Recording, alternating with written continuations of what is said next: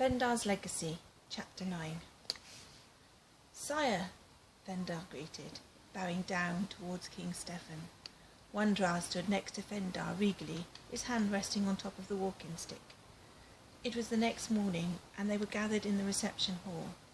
Danny was astounded to see the entire court still looking like vagabonds, dressed as they were in their rotten rags, and flies buzzed around them. Wayne nudged Danny and pointed towards Michelle. "Look, she's dressed in her Odyssey clothes again," he whispered. And sure enough, Michelle had on the pullover, shirt, jeans and sneakers that she'd worn to Trickle Lake.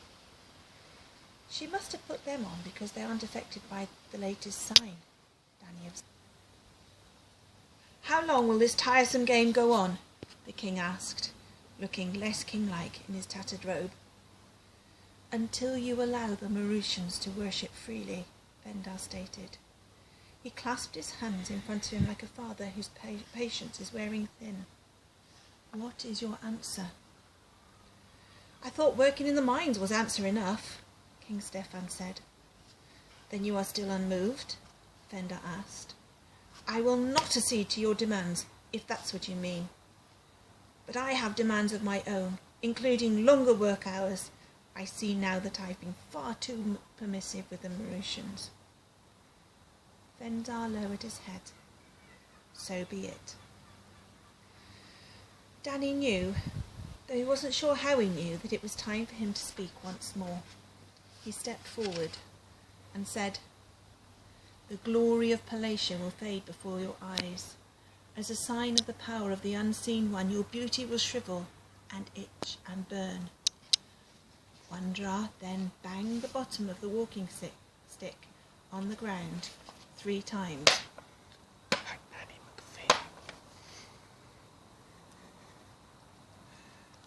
He turned and walked out. Fendar followed him. Danny and Wayne, never sure when it was actually time to leave, hesitated and then went with the 2 men. The king was surprised. "Is that it?" he asked Namathas, who stood nearby. Namathas shrugged. "I don't know, sire," he admitted. The king leaned back on his throne and scratched at something on his neck. Many of his courtiers and servants were doing the same. It was subtle at first, as each person tried to be discreet, and suddenly the whole room was active with movement. They scratched behind their ears, their noses, and their chest, and their arms and their legs. Michelle watched them, baffled and amused.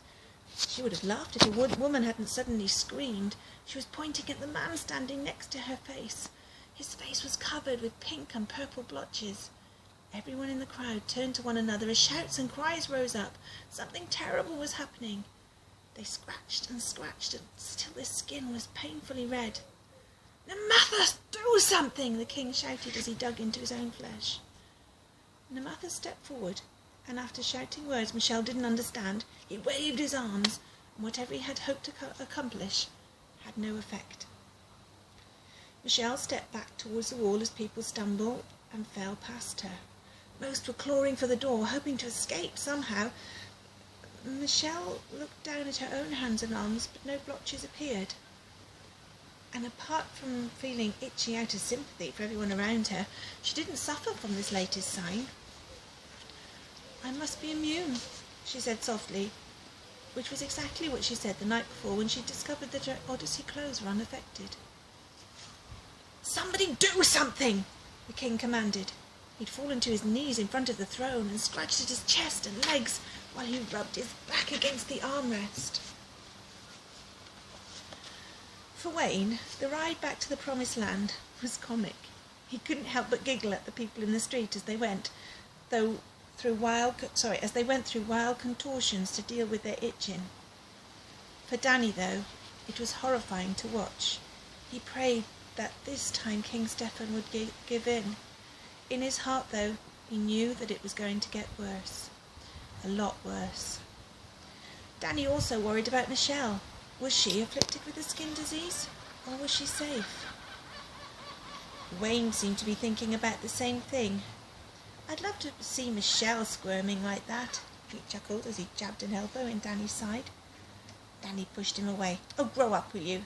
he chided. Hey, what's your problem? Wayne asked defensively.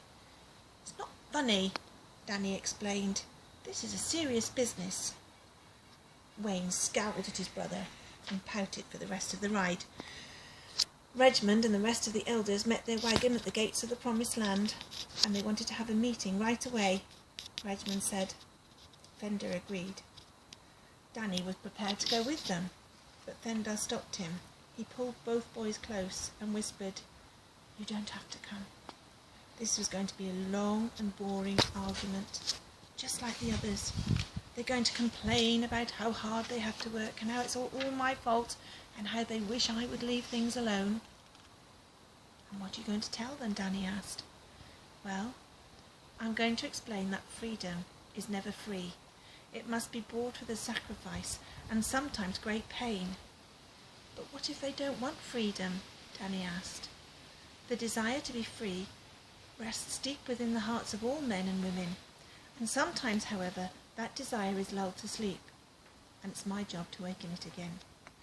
When all of this is done, the Mauritians will remember who they are, and they will rise up." "The elders are getting impatient," said Wanderer. Fendar acknowledged him, and the two of them went off to the assembly room. "So what do you want to do?" Danny asked Wayne. For the first time since they'd arrived in this strange world, they had time to themselves. Wayne was in a sulky mood. "Nothing with you," he said, and walked off. Danny watched him go.